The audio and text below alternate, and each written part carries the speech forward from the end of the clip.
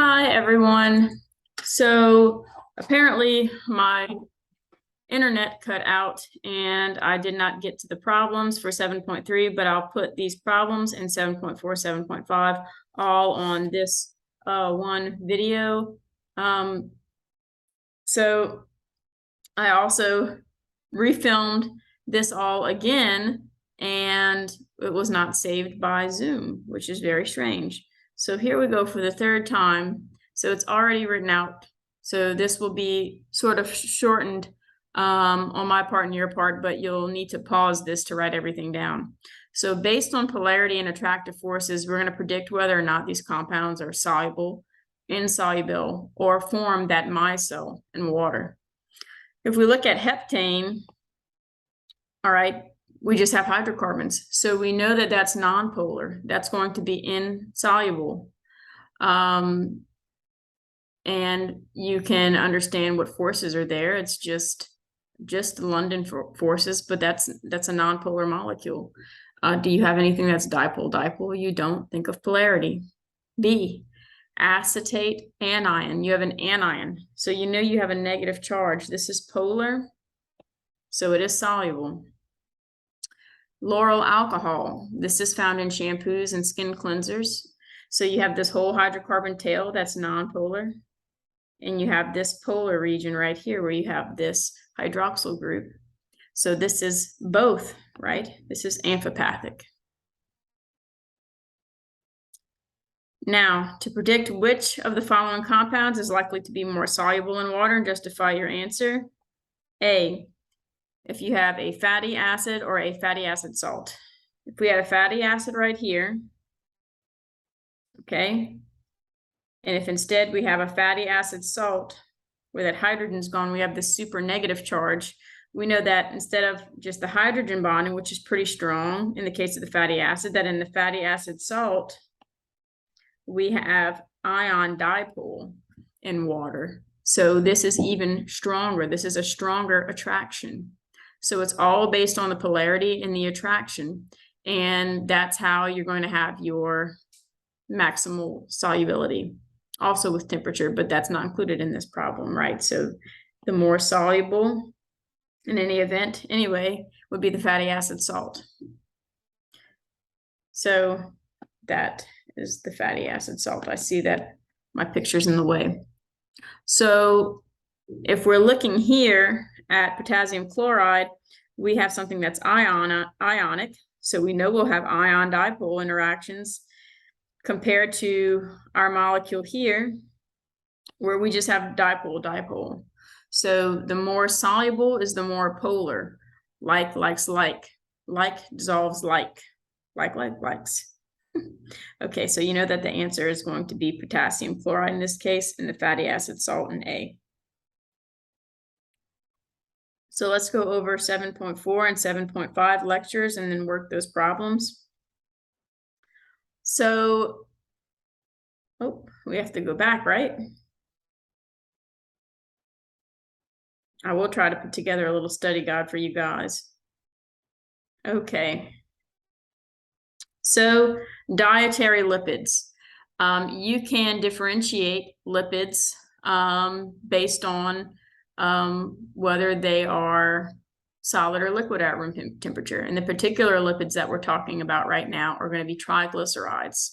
Tri meaning 3 fatty acids, glycer meaning glycerol, and I'm going to show you what that is. So where you have 2 different types of triglycerides, one being fat and one being oil, you can think about those differentially in terms of their state of matter. So this is when states of matter comes into play with attractive forces, very important.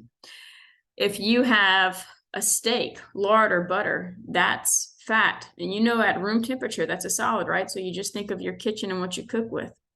And oils, like from corn, soybean, or peanuts, those are going to be liquid at room temperature.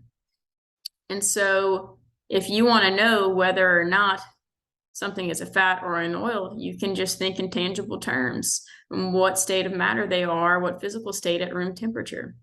And this has to do with their polarity and their structure and their attractive forces based on those things. So lipids and fats, oils and fats, they are both triglycerides. And if we look here, this is fat and oil. We can see some things that are common between the two, like the fatty acid tails. We have this glycerol backbone where we have these carbons, these 3 carbons, of course, bound to hydrogen. All right, that is going to be bound with an ester bond to where our carboxylic acid is on our fatty acids. Remember, our 2 components of our fatty acids. So these are our fatty acid tails, I should say right here.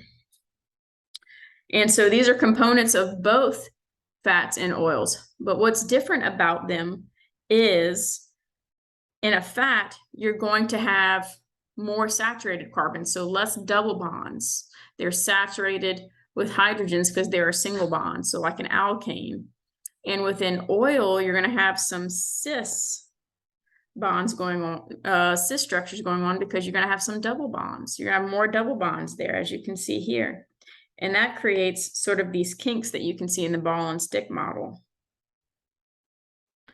So if you look closer here, this is a fat, you can see that the tails are close to each other because they don't have those kinks. They don't have those double bonds changing that structure. And so then they're in proximity. So it's all about the electron distribution that you're going to have on those tails. And you're going to have more interactions that way. So you'll have more attraction then. Those disturbances are London forces, but because there are more, that makes more of a strong attraction, even though in general London forces are weak. So you're going to have a lot of surface contact, and more surface contact is going to allow those molecules to solidify. And this is relative to oils, which are liquid, which are going to be more fluid, all because of those kinks. They're going to have less proximity. So that's polyunsaturated. So you have more than one, right, of those tails. You're going to have a lot of the double bonds that are there, more than one, that are making those fatty acid tails unsaturated. And because of those kinks, you're not going to have as much attraction and surfaces touching each other. So you're not going to have that electron distribution as in close proximity. So you won't have as many London force attractions. So relative to solid, it'll be weaker and will not solidify at room temperature. So it is a liquid at room temperature. Just think of the oils that you cook with. And in one of our problems, we're going to be able to draw one of these triglycerides just like this, but it's a little more detailed. So let's do that there. So we already talked about soaps in micelles and amphipathic molecules, and now we've talked about triglycerides. Now, a really important amphipathic molecule, meaning both having nonpolar and polar portions, will be a phospholipid. Really important in the biological context because it makes up your cell membrane. Your cell membrane is made of phospholipids, and it's called a phospholipid bilayer. So they actually don't form a micelle. It's going to be like this. All right. And the phospholipids, similar to the triglycerides, are going to have a glycerol backbone with fatty acids attached through an ester bond, but there's only 2 fatty acids. There's only 2 tails. And the third hydroxyl group is bonded to something unique, which is why it's called a phospholipid, and that's a phospho-containing group. And there are a variety of these, so there's a variety of phospholipids. And the phosphate is going to have a charge, so it's ionic. So you know that you have a polar and a nonpolar part because the fatty acid tail is nonpolar. So you have your fatty acid tail here, your tails too, your glycerol backbone, and here you have your inorganic phosphate head in yellow. And so you have your nonpolar tails, and you have your ionic polar phosphate head that you see there. And you know that there are similarities between phospholipids. There are a variety of them, but they're always going to have the 2 nonpolar fatty acid tails and a polar phosphate containing head. And sometimes there are more attachments on those heads. So the two tails on the phospholipid affect the overall shape of the molecule, right? And we talked about that in saturation and unsaturation with the double bonds. But the phospholipid heads have a cylindrical shape. And so that's a much larger head group than we were talking about before with micelles. And the phospholipids are not going to form micelles. They're going to form lipid bilayers. Misspelling. Bad speller. Okay, so phospholipid bilayer. And that is where you're going to have the polar heads. So think of that like as the outside of my head. They're going to be facing the aqueous environment. Outside of your cell, you're made of water, but inside of your cell, there's also a lot of water. So you don't want any of those non-polar hydrophobic, not water-loving tails touching the water. So they're going to be kept inside where my inside of my fingers are touching my hands, right? And the outside would be the polar phospho groups, the phosphate heads, containing heads, right? The polar part of the structure. So this is how you make up that cell membrane. And as you can see, you have many heads on the outside, and you have your phospholipid tails on the inside, and that makes your phospholipid bilayer. But you're not just going to have phospholipids in that bilayer. You're also going to have some proteins that are going to have roles in regulating what enters and exits the cell. So they're going to have important functions. And you're going to also have carbohydrates that are markers, such as ABO on your blood cells, right? Like on your red blood cells. And there's going to be a fluidity and a rigidity. There's a balance of these phospholipids. So they can move left to right. They can really move in two dimensions. And those proteins and carbohydrates are going to be like the icebergs in a sea of lipids. So they can move back and forth. And the rigidity of the cell membrane is going to be based on cholesterol. So we have cholesterol here. You see that it's right nestled in those phospholipids there, and that has a structural significance. So cholesterol is a steroid, and steroids in general, they're going to have a steroid nucleus. So they're going to have this four-membered fused ring, and they're lipids. And even though they're different from the fatty acids and the triglycerides, they are still nonpolar in nature, just like that. There are many of steroids, like hormones in your body, testosterone and estrogen, so they have roles in development. And also you have some steroids that have roles in digestion. And we've talked a little bit about some other types of steroids already. So on this cholesterol, you can see there's a hydroxyl group, so you're going to have a charge there. So that's ionic. So that part of the steroid is the polar end, and it's going to face the aqueous environment, where it's not just water, it's the aqueous environment. And the nonpolar part stays in the membrane inside with the nonpolar fatty acid tails. So the cholesterol can just get between those tails and increase the fluidity, right? And also can interact with the unsaturated tails and increase rigidity. So there's a balance there, but we need cholesterol, some, not a whole lot, right? Depends on which kinds too. So let's talk about the terms and some of the vocabulary that you need here. For attractive forces, why are fats solids but oils liquids in normal condition at room temperature, despite the fact that they are both triglycerides? So they have a lot similar. Well, it's all about the double bonds, right? The fats are saturated, so they have more surface contact, more attraction with the other tails, so they're solid at room temperature. And oils are unsaturated. They have a lot of those double bonds, so they have those kinks, and they have less surface contact, less attraction with the London forces, and so they're more fluid and they're liquid at room temperature.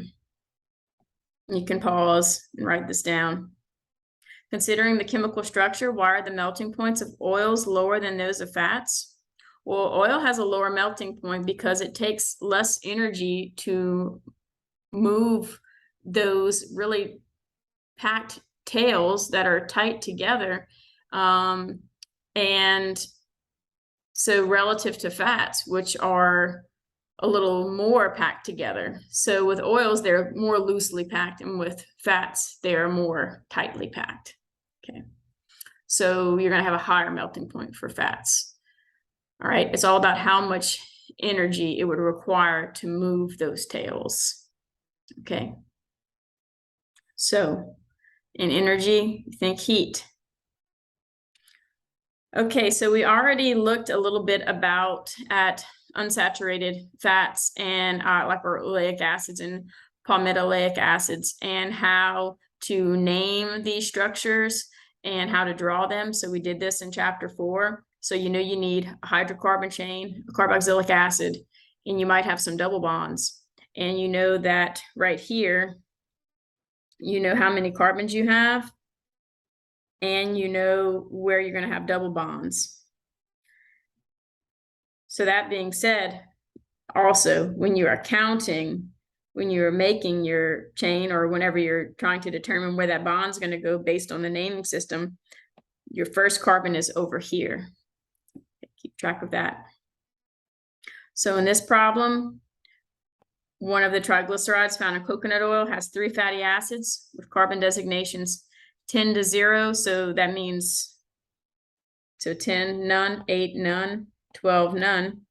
All right. So you'll see with a carbon designation of 8, 0, 8, none appears on the carbon middle. So we need a triglyceride. So you have to draw out your glycerol, ester bonded to your carboxylic acid. So that's a condensation reaction. So you're going to make water right there. And, you know, your first carbon chain has 10. So see, 1, 2, 3, 4, 5, 6, 7, 8, 9, 10. Or you can draw it the other way, as long as when you're naming and you're placing bonds, you start at the correct end. So 1, 2, 3, 4, 5, 6, 7, 8. We have 8 in the middle, and we should have 12 in this third one. 1, 2, 3, 4, 5, 6, 7, 8, 9, 10, 11. Oops, I don't have 12. Oops. I'll have to redraw that. 1, 2, 3, 4, 5, 6, 7, 8, 9, 10, 11, 12. So 1, 2, 3, 4, 5, 6, 7, 8, 9, 10, 11, 12. Yep. All right. So the right number of carbons in this triglyceride. That's correct. So you need your components. Remember, you need your glycerol. You need your hydrocarbon tail. You need to have the right number of carbons.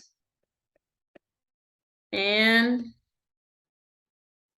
you make sure you know how to draw this ester bond there, just like that. So just check yourself, make a big note or a note card. And this is the only problem for 7.5 that we'll do, and it's how do the phospholipids arrange themselves? So you have all of these non-polar tails, right? And you have these individual phospholipids. And the non-polar tails are like, so they're going to be next to each other.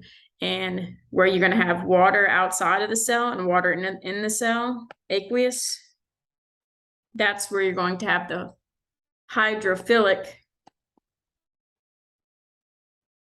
polar, water-loving, charged head in your phospholipid bilayer. Okay, short and sweet. I hope you enjoyed. Have a good rest of your day.